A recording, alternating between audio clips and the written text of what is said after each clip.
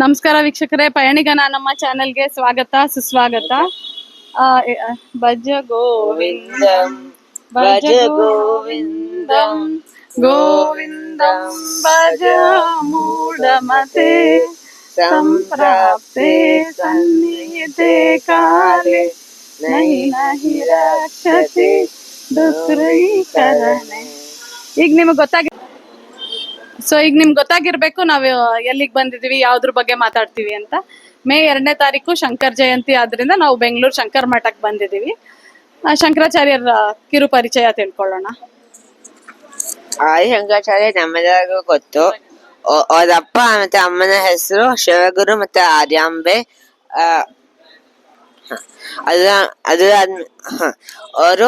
ಅವರಿಬ್ರಿಗೂ ಮುಂಚೆ ಮಕ್ಳೇ ಇರ್ಲಿಲ್ಲ.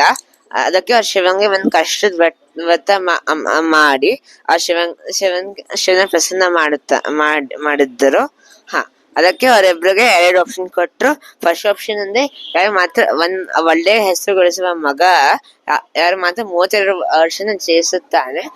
ಬೇರೆ ಏನಂದ್ರೆ ಯಾರು ಒಂದ್ ಮಾಮೂಲಿ ಮಗ ಯಾರು ದೊಡ್ಡ ಜೀವನ ಇರುತ್ತದೆ. ಹಂಗೆ ಆದಿಶಂಕರಾಚಾರ್ಯ ಅವರು ಫಸ್ಟ್ ಆಪ್ಷನ್ ಚೂಸ್ ಮಾಡಿ ಆದಿಶಂಕರಾಚಾರ್ಯನ ಹುಟ್ಟಿಸ್ತಾರೆ. ಆದಿಶಂಕರಾಚಾರ್ಯ ಹುಟ್ಟಿದ 3ನೇ ವರ್ಷದಲ್ಲೇ ಅವ್ರ ತಪ್ಪ ತೀರ್ಕೊಂಡ್ಬಿಡ್ತಾರೆ. ಓಕೆ, 5ನೇ ವರ್ಷದಲ್ಲೇ ಎಲ್ಲ ವೇದಗಳು ಸಂಸ್ಕೃತದಲ್ಲಿ ಬರೆಯೋದು ಹೇಳೋದೆಲ್ಲ ಕಲ್ತಿ ಅವ್ರದ್ದು ಮುಂಚೆನೂ ಆಗುವತ್ತೆ. 8ನೇ ವರ್ಷದಲ್ಲಿ ಅವ್ರ ಸನ್ಯಾಸ ತಗೊಳಕ್ ಇಷ್ಟ ಪಡ್ತಾ ಇದ್ರು. ಅವ್ರ ತಮ್ಮ ಬೇಡ ಅಂತಿದ್ರು. ಅದಕ್ಕೆ ಒಂದ್ಸಲಿ ನದಿಲಿ ಸ್ನಾನ ಮಾಡಕ್ ಹೋದಾಗ ಒಂದು ಮೊಸಳೆ ಬಂದು ಅವ್ರದ್ದು ಕಾಲನ್ನ ಕಚ್ಬಿಡ್ತು.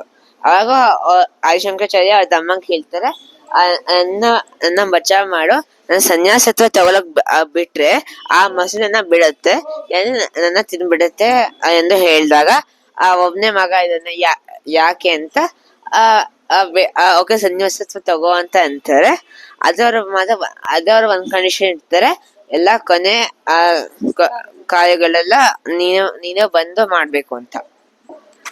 ಅಥರ್ವಾಯಿ ಕಿರು ಪರಿಚಯ ನೀಡಿದ. ನಾ ಇನ್ನೊಂದ್ ಸ್ವಲ್ಪ ಹೇಳ್ತೀನಿ. ಹಂಗೆ ಆದಿಶಂಕರಾಚಾರ್ಯರು ಒಂದ್ಸಲಿ ಸನ್ಯಾಸತ್ವ ತಗೊಂಡ್ಮೇಲೆ ಭಿಕ್ಷಾಟನೆಗೆ ಹೋಗ್ತಾರೆ. ಒಬ್ರು ಮನೆಗೆ ಹೋದಾಗ ಬ್ರಾಹ್ಮಣರ ಮನೆಗೆ, ಬಡ ಬ್ರಾಹ್ಮಣ ಮನೆಗೆ ಅವ್ರ ಮನೇಲಿ ಏನು ಇರಲ್ಲ ಕೊಡಕ್ಕೆ. ಸೊ ಅವಳಿಗೆ ತುಂಬಾ ಬೇಜಾರಾಗತ್ತೆ, ಇಷ್ಟು ತೇಜಸ್ವಿಯಾದ ಸನ್ಯಾಸಿ ಬಂದಿದ್ದಾರೆ, ಕೊಡಕ್ಕೇನು ಇಲ್ಲ ಅಂತ. ಅದಕ್ಕೆ ಆಮೇಲೆ ಒಂದ್ ಒಣಗಿದ ನಲ್ಲಿಕಾಯಿ ಇರುತ್ತೆ, ಅದನ್ನ ಕೊಡ್ತಾರೆ. ಸೊ ಅವಾಗ ಆದಿಶಂಕರಾಚಾರ್ಯರಿಗೆ ಹೇಳ್ತಾರೆ ಕ್ಷಮಿಸಿ ಅಂದ್ಬಿಟ್ಟು ಹೇಳ್ತಾರೆ. ಅವಾಗ ಆದಿಶಂಕರಾಚಾರ್ಯರು ಕನಕದಾರ ಸ್ತೋತ್ರ ರಚಿಸ್ತಾರೆ. ಆವಾಗ ಲಕ್ಷ್ಮಿ ಪ್ರಸನ್ನಳಾಗಿ ಚಿನ್ನದ ನಲ್ಲಿಕಾಯಿ ಮಳೆ ಸುರಿಸ್ತಾರೆ. ಒಂದ್ಸಲಿ ನರ್ಮದಾ ನದಿ ಉಕ್ಕಿ ಹರಿತಿರತ್ತೆ. ಅದನ್ನ ತಡಿಯಕ್ಕೋಸ್ಕರ ಪ್ರಶಾಂತವಾಗಿ ಮಾಡ್ಸಕ್ಕೋಸ್ಕರ ನರ್ಮದಾಷ್ಟಕ ಹೇಳ್ತಾರೆ. ಗೋವಿಂದ ಭಗವತ್ಪಾದರು ಅವ್ರನ್ನ ಶಿಷ್ಯರನ್ನಾಗಿ ಸ್ವೀಕರಿಸಕ್ಕೋಸ್ಕರ ಅವರು ನರ್ಮದಾಷ್ಟಕ ಹೇಳ್ತಾರೆ. ಅವರು 4 ಮಠಗಳನ್ನ ಸ್ಥಾಪಿಸ್ತಾರೆ. ಹಿಂದೂ ಧರ್ಮ ಎಲ್ಲ ಕಡೆ ಪ್ರಚಾರ ಮಾಡಿ ಅವ್ರಿರೋದ್ರಿಂದ ಇವಾಗ ಉಳಿದಿದೆ. ಶೃಂಗೇರಿ ಶಾರದಾ ಪೀಠಕ್ಕೆ ಬಂದಾಗ ಅವರು ಕಪ್ಪೆ ಹಾವು 2 ಸ್ನೇಹಿತರಾಗಿರ್ತಾರೆ. ಅದನ್ನ ಕಂಡು ಅವ್ರಿಗೆ ಆಶ್ಚರ್ಯ ಆಗತ್ತೆ. ಇದೇನೋ ಈ ಕ್ಷೇತ್ರದಲ್ಲಿ ಏನೋ ವಿಶೇಷತೆ ಇದೆ ಅಂದ್ಬಿಟ್ಟು ಅಲ್ಲಿ ಶಾರದಾ ಪೀಠ ಸ್ಥಾಪಿಸ್ತಾರೆ. ಆಮೇಲೆ ಪುರಿ ಜಗನ್ನಾಥದಲ್ಲಿ ಜೋಶಿ ಮಠ ಉತ್ತರಾಖಂಡ ಅಲ್ಲಿ, ಆಮೇಲೆ ದ್ವಾರಕಾದಲ್ಲಿ ಸ್ಥಾಪಿಸ್ತಾರೆ. 32 ವರ್ಷ ಆಯುಸಷ್ಟೇ. ಅಷ್ಟರಲ್ಲೇ ಎಲ್ಲ ಸಾಧನೆ ಮಾಡಿ ಹಿಂದೂ ಧರ್ಮನ ಉಳಿಸ್ತಾರೆ, ಅದ್ವೈತ ಸಿದ್ಧಾಂತನ ಪ್ರತಿಪಾದಿಸ್ತಾರೆ. ಧನ್ಯವಾದಗಳು. ನಮಸ್ಕಾರ ವೀಕ್ಷಕರೇ, ಶ್ರೀ ಶೃಂಗೇರಿ ಶಾರದಾ ಪೀಠದ ಶಂಕರ್ ಮಠದ ಶಾಖಾ ಮಠವಾದ ಶ್ರೀ ಬೆಂಗಳೂರು ಶಂಕರ್ ಮಠದ ವ್ಯವಸ್ಥಾಪಕರಾದ ವೇದ ಬ್ರಹ್ಮ ಶ್ರೀ ಸುಬ್ರಹ್ಮಣ್ಯ ಭಟ್ರು ನಮ್ಮೊಂದಿಗಿದ್ದಾರೆ. ಇವತ್ತು ಅವ್ರು ವೇದ ಘೋಷ ನಡೆಸಲಿದ್ದಾರೆ. ಓಂ ಶ್ರೀ ಗುರುಭ್ಯೋ ನಮಃ. ಹರಿ ಓಂ. ಗಣನಾನ್ತ್ವಾ ಗಣಪತಿಂ ಹವಾಮಹೇ ಕವಿಂ ಕವೀನಾಮುಪಮಶ್ರವಸ್ತಮಂ ಜ್ಯೇಷ್ಠರಾಜಂ ಬ್ರಹ್ಮಣಸ್ಪತ ಆನಶೃಣ್ವನ್ನೋತಿಭಿಃ ಸೇದಸಾದನಂ. ಮಹಾಗಣಪತಯೇ ನಮಃ. प्रणो देवी सरस्वती वाजेभिर्वाजिनीवती धीनामवित्र्यवतो वाग्देव्यै नमः।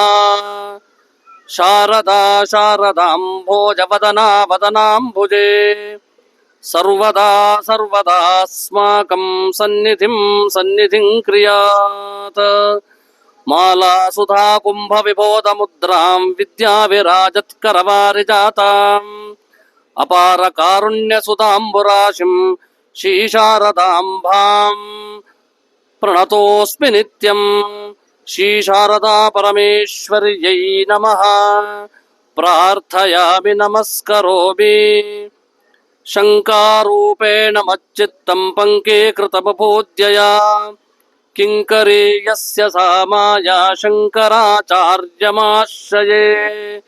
सदाशिवसमारम्भां शङ्कराचार्यमध्यमाम् अस्मदाचार्यपर्यन्तां वन्दे गुरुपरम्पराम्। सद्गुरुचरणारविन्दाभ्यां नमः। ನಮಸ್ಕಾರ ವೀಕ್ಷಕರೇ, ಈಗ ನಾವು ಬೆಂಗಳೂರು ಶಂಕರ ಮಠದ ಅರುಣ್ ಕುಮಾರ್ ಅವರ ಜೊತೆ, ಶಾಸ್ತ್ರಿಗಳವ್ರ ಜೊತೆ ಮಾತಾಡೋಣ. ಶಂಕರ ಜಯಂತಿ ಆಚರಣೆ ಬಗ್ಗೆ ಕೇಳೋಣ. ಶಾಸ್ತ್ರಿಗಳೇ, ಶಂಕರ ಜಯಂತಿ ಆಚರಣೆ ಬೆಂಗಳೂರು ಶಂಕರ ಮಠದಲ್ಲಿ ಹೆಂಗ್ ನಡೆಯುತ್ತೆ ಸ್ವಲ್ಪ? ಶ್ರೀ ಗುರುಭ್ಯೋ ನಮಃ. ಸನಾತನ ಹಿಂದೂ ಧರ್ಮವನ್ನ ಪುನರುತ್ಥಾನ ಮಾಡಿದ ಜಗದ್ಗುರು ಶ್ರೀ ಶ್ರೀ ಆದಿಶಂಕರ ಭಗವತ್ಪಾದರ ಜಯಂತಿ ಮಹೋತ್ಸವ ಪ್ರತಿ ವರ್ಷ ವೈಶಾಖ ಶುದ್ಧ ಪ್ರತಿಪದಾದಿಂದ ಪಂಚಮಿಯವರೆಗೆ ನಡೆಯುತ್ತೆ. ಬೆಂಗಳೂರು ಶಂಕರ ಮಠದಲ್ಲಿಯೂ ಸಹ ಈ ಉತ್ಸವವನ್ನು ವಿಜೃಂಭಣೆಯಿಂದ ಆಚರಿಸಲಾಗುತ್ತೆ. ಪ್ರತಿ ವರ್ಷವೂ ಆಚರಿಸುವಂತಹ ಶಂಕರ ಜಯಂತಿ ಮಹೋತ್ಸವ ಈ ಬಾರಿ ವಿಶೇಷ ಧಾರ್ಮಿಕ ಕಾರ್ಯಕ್ರಮಗಳ ಆಯೋಜನೆಯೊಂದಿಗೆ ಹಮ್ಮಿಕೊಳ್ಳಲಾಗಿದೆ. ಪ್ರತಿದಿನ ಬೆಳಿಗ್ಗೆ ಶಂಕರ ಭಗವತ್ಪಾದರ ಸನ್ನಿಧಿಯಲ್ಲಿ ಶತರುದ್ರಾಭಿಷೇಕ, ಆ ನಂತರದಲ್ಲಿ ಎಲ್ಲ ವೇದ ವಿದ್ವಾಂಸರಿಂದ ಚತುರ್ವೇದ ಪಾರಾಯಣ, ಮಧ್ಯಾಹ್ನ 4 ಗಂಟೆಯ ನಂತರ ಭಜನಾ ತಂಡಗಳಿಂದ ಭಜನೆ ಕಾರ್ಯಕ್ರಮ, 4:30ರಿಂದ ಶಂಕರರ ಸ್ತೋತ್ರಗಳ ಸಾಮೂಹಿಕ ಪಾರಾಯಣ ಮತ್ತು 5 ಗಂಟೆಯಿಂದ ಮಾಧವೀಯ ಶ್ರೀ ಶಂಕರ ದಿಗ್ವಿಜಯದ ಪಾರಾಯಣ ಮತ್ತು ಅರ್ಥ ವಿವರಣೆ ಇರುತ್ತೆ. 6 ಗಂಟೆಯಿಂದ 7:30 ತನಕ ದಿಗ್ಗಜ ವಿದ್ವಾಂಸರಿಂದ ಚಕ್ರವರ್ತಿ ಸೂಲಿಬೆಲೆ, ರಂಗನಾಥ್ ಶರ್ಮಾ, ರಾಮಕೃಷ್ಣ ಆಶ್ರಮದ ಅಧ್ಯಕ್ಷರಾದ ಪರಮಪೂಜ್ಯ ನಿತ್ಯಸ್ಥಾನಂದಜಿ ಮಹಾರಾಜ್ ಇವರುಗಳಿಂದ ವಿಶೇಷ ಪ್ರವಚನ ಕಾರ್ಯಕ್ರಮಗಳು ನಡೆಯುತ್ತೆ. ಸಂಜೆ 7:30ಕ್ಕೆ ಶಂಕರಾಚಾರ್ಯರ ಸನ್ನಿಧಿಯಲ್ಲಿ ಪ್ರಾಕಾರೋತ್ಸವ, ಮಹಾಮಂಗಳಾರತಿ, ಅಷ್ಟಾವಧಾನ ಸೇವೆಗಳು ನಡೆಯುತ್ತೆ. ನಂತರದಲ್ಲಿ ಪ್ರಸಾದ ವಿನಿಯೋಗದ ವ್ಯವಸ್ಥೆ ಇರುತ್ತೆ. ಇದು ಪಾಡ್ಯದಿಂದ ಚತುರ್ಥಿಯ ತನಕ ನಡೆದರೆ, ಪಂಚಮಿಯ ದಿನ ವಿಶೇಷವಾಗಿ ಶಂಕರಾಚಾರ್ಯರ ಮೂಲ ಮೂರ್ತಿಗೆ ಶತರುದ್ರಾಭಿಷೇಕ, ಆ ನಂತರದಲ್ಲಿ ಶಂಕರಾಚಾರ್ಯರ ಉತ್ಸವ ಮೂರ್ತಿಯ ರಾಜಬೀದಿ ಉತ್ಸವ ಶಂಕರಪುರದ ವಿವಿಧ ಬೀದಿಗಳಲ್ಲಿ ನಡೆಯಲಿಕ್ಕಿದೆ. ರುದ್ರಹೋಮ ಇರುತ್ತೆ. ವಿಶೇಷವಾಗಿ ಶಂಕರ ಜಯಂತಿಯ ಸಂದರ್ಭದಲ್ಲಿ ಆಯೋಜಿಸಿದಂತಹ ನಮಃಶಂಕರಾಯ ಜಪದ ಸಮರ್ಪಣೆ ಆ ದಿನ ನಡೆಯಲಿಕ್ಕಿದೆ. ಮಧ್ಯಾಹ್ನ ಶಂಕರಾಚಾರ್ಯರ ಸನ್ನಿಧಿಯಲ್ಲಿ ಮಹಾಮಂಗಳಾರತಿಯ ನಂತರ ಶಂಕರಾಚಾರ್ಯರ ಉತ್ಸವ ಮೂರ್ತಿಯ ಪ್ರಾಕಾರೋತ್ಸವ ಶಂಕರ ಭಗವತ್ಪಾದರ ಸನ್ನಿಧಿಯಲ್ಲಿ ನಡೆಯುತ್ತೆ. ಬಂದಿರುವಂತಹ ಎಲ್ಲ ಆಸ್ತಿಕ ಜನರಿಗೆ ಆ ದಿನ ಮಹಾಪ್ರಸಾದದ ವ್ಯವಸ್ಥೆಯನ್ನು ಆಯೋಜಿಸಲಾಗಿದೆ. ಉಳಿದಂತೆ ಎಲ್ಲ ಆಸ್ತಿಕ ಜನರು ಭಾಗವಹಿಸುವುದಕ್ಕೆ ಅನುಕೂಲವಾಗುವಂತಹ ವಿವಿಧ ಕಾರ್ಯಕ್ರಮಗಳನ್ನು ಈ ಶಂಕರ ಜಯಂತಿಯ ಸಂದರ್ಭದಲ್ಲಿ ಹಮ್ಮಿಕೊಳ್ಳಲಾಗಿದೆ. ತಾವೆಲ್ಲ ಬಂದು ಭಾಗವಹಿಸಿ ಜಗದ್ಗುರು ಮಹಾಸ್ವಾಮಿಗಳವರ ಕೃಪಾ ಕಟಾಕ್ಷಕ್ಕೆ ಗುರಿಯಾಗಬೇಕೆಂದು ಈ ಮೂಲಕ ವಿನಂತಿ ಮಾಡಿಕೊಳ್ತೇನೆ. ನಮಸ್ಕಾರ.